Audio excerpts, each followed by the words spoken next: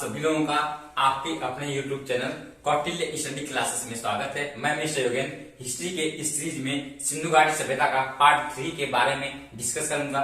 इससे पहले वाले लेक्चर में हम लोगों ने जाना था सिंधु घाटी सभ्यता, जिसकी मैसेज यानी चार्ल्स मैसन ने यह मैसेज दिया था कि सिंधु घाटी सभ्यता इस स्थल पे उपस्थित है, यानी इस स्थल पे सिंधु घाटी सभ्यता पहले थी। उसके बाद जो कि कनिंघम, जो भारत की पुरातात्विक स्रोतों के वैज्ञानिक थे, उन्होंने माप तौर पर बता दिया था कि ये 13 लाख स्क्वायर में फैला हुआ है। उसके बाद जॉन मार्शल एक वो भी पुरातात्विक स्रोतों के वैज्ञानिक थे, उन्होंने दयाराम साहनी को खुदाई का आदेश दिया, जिसके बाद दयाराम साहनी ने 1921 में हड़प्पा सभ्यता की पहली खुदाई की थी।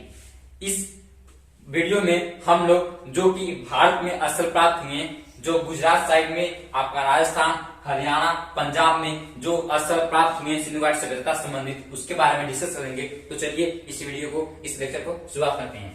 तो जो नेक्स्ट स्थल पाया गया हमारा वो रोपड़, जो कि पंजाब में स्थित है, वहां पे पाया गया। और ये इसकी खोज यज्ञदत्त शर्मा ने किया था। यज्ञदत्त शर्मा इसकी खोज यज्ञदत्त शर्मा ने किया था, जो कि सतलज नदी के किनारे स्थित है। सतलज नदी के किनारे ये रोपड़ पंजाब में जो कि स्थित है। फिर यहाँ पे जो खुदाई के बाद पाया गया कार्बन डेटिंग और कई सारी विधियों के द्वारा पाया गया कि यहाँ पे जो कब्रगाह मिले, वहां पे जो पालतू पशु कुत्ते के साथ आदिमानव या लोगों को दफनाया जाता था। और यहाँ पे जो पालतू पशु कुत्ता होता था, उसके बारे में बताया गया कि जब कोई या उसका मालिक मर जाता था तो कुत्ते को उसके साथ दफन कर दिया जाता था। रोपड़ से इतने ही सारे प्राप्त हुए, जो खुदाई की गई थी उसमें इतनी सारी वस्तुएं प्राप्त हुई। इसके बाद हम लोग जो देखेंगे वो आपका आया हाल, जो खुदाई के बाद जो नेक्स्ट स्थल भारत में पाया गया वो था कालीबंगा, जो कि गुजरात में स्थित है। यहाँ पे पंजाब, हरियाणा, राजस्थान और गुजरात। पंजाब में हम लोगों ने जो देखा रोपड़ के बारे में डिस्कस किया। उसके बाद हम लोग देखेंगे गुजरात, जो कि यहाँ पे आपका ये साइड है। यहाँ पे कई सारे स्थल प्राप्त हुए, जो कि यहाँ पे देखिए धौलावीरा और रंगपुर और लोथल और सुरकोटडा। यहाँ पे जो स्थल है सुरकोटडा, और यहाँ पे रंगपुर। यहाँ पे जो सुरकोटडा स्थल है, वहां पे घोड़े का कंकाल पाया गया। घोड़े का कंकाल। और यहाँ पे रंगपुर है, वहां पे धान की भूसी, जो धान होती है उसका जो सीधा हुआ भाग यानी जो भूसी होती है, वहीं यहाँ पे रंगपुर में धान की भूसी पाई गई। धान की भूसी यहाँ पे रंगपुर से पाई गई और सुरकोटडा से घोड़ा का कंकाल पाया गया, जो कि ये दोनों बहुत इंपॉर्टेंट खोज की गई। जो पीसीएस एग्जाम में पूछा गया था वह कौन सा स्थल है जो कि भारत में स्थित है, वहां पे घोड़े का कंकाल पाया गया। तो हमारा जो आंसर होगा वो सुरकोटडा होगा। अब फिर हम लोग जो आते हैं यहाँ पे लोथल, जो कि भगवान नदी के किनारे स्थित है। और आपका जो कालीबंगा गुजरात में स्थित है, वो घग्गर नदी के किनारे स्थित है। तो हम लोग जो नेक्स्ट स्थल के बारे में डिस्कस करेंगे वो कालीबंगा है, जो गुजरात में स्थित है। तो इसको जानने के लिए हमारे पास एक ट्रिक बनाया गया है। जो ट्रिक है, काली बीबी चूड़ी मांगे एक थापड़ मार बीबी हो जाए लाल। काली बीबी चूड़ी मांगे एक थापड़ मार बीबी हो जाए लाल। तो ये ट्रिक है, और इससे किसी के भावनाओं को ठेस पहुंचाने का कदापि कुछ नहीं है। यहाँ पे एक ट्रिक है, इसके माध्यम से हम लोग कालीबंगा के बारे में जानेंगे। तो काली बीबी से आपका हो जाएगा कालीबंगा, और चूड़ी मांगे तो यहाँ पे चूड़ी के साथ प्राप्त हुए, कालीबंगा से चूड़ी के साथ प्राप्त हुए। उसके बाद एक के थापड़ और बी के लाल, ये दो पुरातात्विक स्रोतों के वैज्ञानिक हैं, और इन्हीं दोनों ने यहाँ पे कालीबंगा को प्राप्त किया था खुदाई के दौरान, और जो वस्तुएं प्राप्त हुई उनको दर्शाया था। तो फिर देखते हैं कौन कौन सी वस्तुएं प्राप्त हुई। तो सबसे पहले हम लोग जानेंगे यहाँ पे चूड़ी प्राप्त हुई। उसके बाद जो देखेंगे ये था कि तो कालीबंगा, यहाँ पे जो ठीक है वो काली बीबी चूड़ी मांगे एक थापड़ मार बीबी हो जाए लाल। तो यहाँ पे जो साक्ष्य मिला वो सबसे पहले चूड़ी का साक्ष्य मिला, कालीबंगा से चूड़ी का साक्ष्य मिला। इसके पहले हम लोगों ने देखा था चंद्रहुदड़ो, जो कि यहाँ पे इधर ही बलूचिस्तान में स्थित था, और वहां पे जो श्रृंगार की वस्तुएं हुई, जो भी स्त्रियों के श्रृंगार की वस्तुएं वहां पे साक्ष्य मिले यहाँ से चंद्रहुदड़ो से, और उन सब साक्ष्यों में से छुड़ाकर जो चूड़ी के साक्ष्य मिले वो कालीबंगा से मिले। और इसके अतिरिक्त कालीबंगा से जोता हुआ खेत प्राप्त हुआ, जोता हुआ खेत प्राप्त हुआ, और कालीबंगा से यज्ञ के साक्ष्य प्राप्त हुए, और इसके अतिरिक्त वहां पे कर्म कांड यानी जो भूत प्रेत का जो जाल होता है वो कालीबंगा से देखने को मिला। अब जो हमारा नेक्स्ट स्थल है वो लोथल, जो कि भगवा नदी के किनारे स्थित है, जो कि गुजरात में स्थित है। इसके बारे में हम लोग चर्चा करें। नेक्स्ट स्थल है वो भी गुजरात, लोथल से संबंधित है।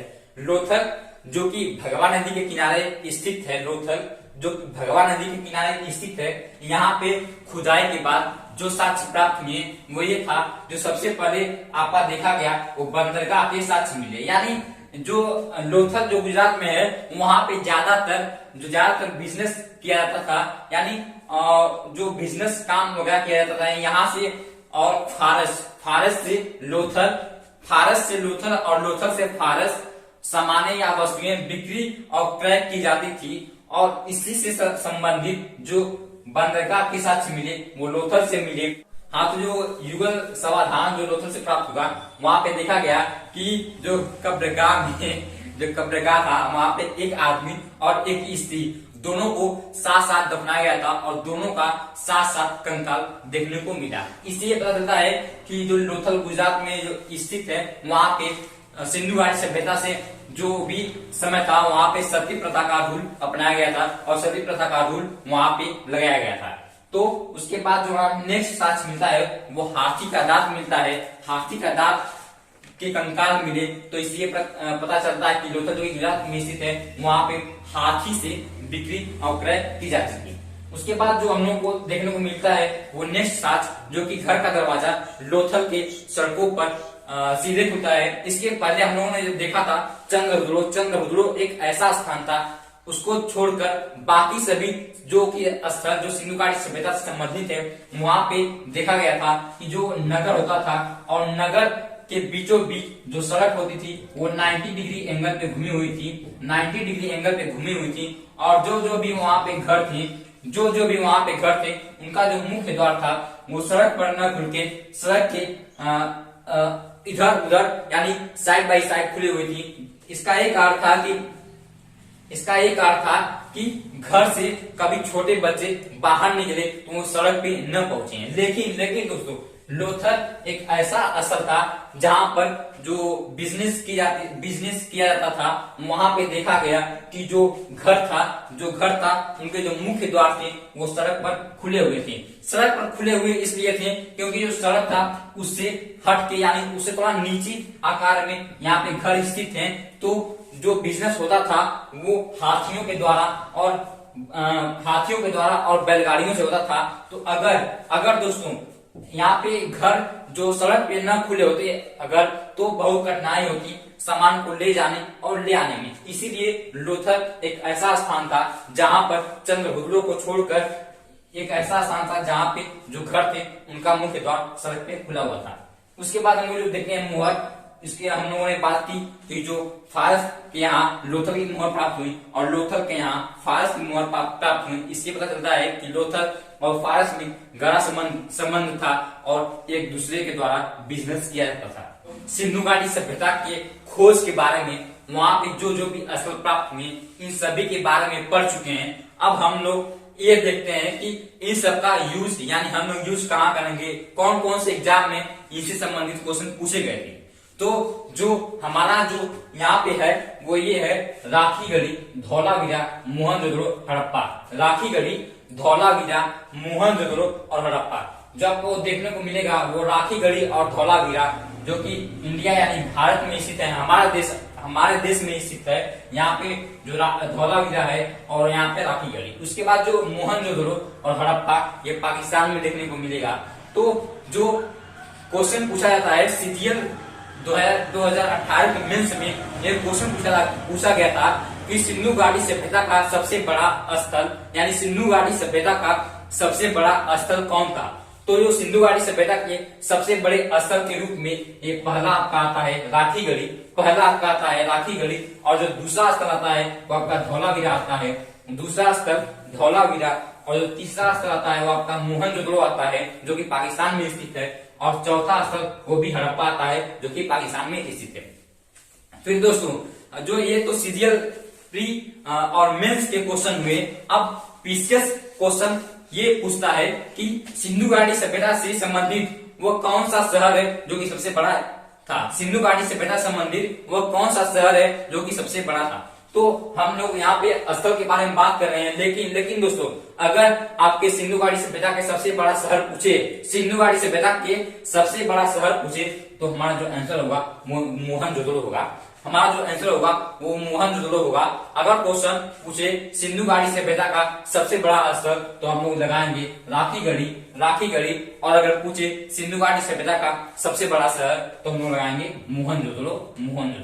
अब जो देखा गया है कि सिंधु घाटी सभ्यता में जो घर थे वो किस तरह से, ये आपका अगर ये आपका है दुर्ग जो दुर्ग बनाया गया था जो कि चंद हुल्लों को छोड़कर और सभी जो स्थल थे वहां पे दुर्ग बनाया गया था। और यहाँ पे जो 90 डिग्री एंगल से सड़क थी, और यहाँ पे ये देखने को मिला था यहाँ पे बीच में पर्वत पठार थे और दोस्तों पर्वत पठार से थोड़ा ऊंचाई पर, यानी इधर ऊंचाई पर और इधर नीचे ऊंचाई पर जो भी घर थे, यानी जो भी महल बने थे वो सामंत लोगों के थे, यानी वहां पे जो बड़े बड़े लोग होते थे उनके थे, और यहाँ पे जो नीचे थे वो निम्न वर्ग के लोगों के लिए वो सड़क बनाया गया था। और उसके बाद जो हम लोग देखेंगे वो ये था कि सिंधु घाटी सभ्यता में जो भी बाट, यानी जो किलोग्राम या जो कुछ भी नापते हैं तरजुई किलो से, उसके जो बाट मिले वो 16 के गुणक के थे। जो बाट मिले आपका वो 16 के गुणक के थे, यानी 16 से वो स्टार्ट होते थे। जो बाट थे वो 16 से स्टार्ट होते थे, 16 के बाट थे, 32 के बाट थे, 48 के बाट थे, लेकिन दोस्तों 16 से नीचे वहां पे बाट देखने को नहीं मिला। और फिर जो आपकी सड़क वहां की देखने को मिली, सड़क वहां का देखने को मिली जो वो 90 डिग्री एंगल पे घूमी हुई थी। लेकिन दोस्तों ये सिंधु घाटी जो सभ्यता थी वो बहुत विकसित थी। सिंधु घाटी सभ्यता बहुत विकसित थी। इसका एक अर्थ था वहां पे जो कुछ भी बनाया गया था वो बड़े दिमाग से बनाया गया था। जो सड़क वहां की थी, ज्यादातर सड़क वहां की जो थी वो ज्यादातर सड़क पूर्व से पश्चिम या पश्चिम से पूर्व दिशा की ओर होती थी। पूर्व से पश्चिम या पश्चिम से पूर्व दिशा की होती थी। जब हम लोग ज्योग्राफी में पढ़ेंगे या ज्योग्राफी में आप लोगों ने पढ़ा होगा कि जो वायु या पवनों की गति होती है वो ज्यादातर पश्चिम से पूर्व या पूर्व से पश्चिम चलती है। पश्चिम से पूर्व या पूर्व से पश्चिम चलती हैं। तो यहाँ पे जो सिंधु घाटी सभ्यता में जो सड़कें बनी होती थी वो पश्चिम से पूर्व या पूर्व से पश्चिम इसलिए बनी हुई थी क्योंकि अगर वो गंदी हुई तो पूर्वा या पछुआ चलने से वो आसानी से साफ हो जाते थे। तो इस तरह के दिमाग सिंधु घाटी सभ्यता के लोगों में थे। और जो ये विकसित सिंधु घाटी सभ्यता थी उस तरह का विकसित देश या स्तर हमारा इस समय भी नहीं है। तो ये सारी चीजें जो कुछ भी प्राप्त हुई वो या देखने को मिली वो सिंधु घाटी सभ्यता से संबंधित था। और फिर जो देखने को मिला या हम लोगों ने देखा कि सबसे बड़ा स्थल राखीगढ़ी, उसके बाद धौलावीरा, मोहनजोदड़ो, हड़प्पा, और सबसे बड़ा अगर शहर का नाम ले तो आप मोहनजोदड़ो को बताएंगे। शहर का नाम ले तो मोहनजोदड़ो को बताएंगे। अब हम लोगों का जो सिंधु घाटी सभ्यता है यहीं पे समाप्त होता है। इसके बाद हम लोग जो कल या नेक्स्ट वीडियो में पढ़ेंगे वो मृदभांड के बारे में पढ़ेंगे कि किस किस काल में कौन कौन सा मृदभांड, गैर मृदभांड कहाँ पाया गया, धूसर मृदभांड कहाँ पाया गया, इस तरह के मृदभांड के बारे में चर्चा करेंगे। आशा करता हूँ कि वीडियो आपको अच्छा लगेगा। अगर वीडियो आपने पूरा नहीं देखा तो जरूर देखिएगा। एंड जय हिंद।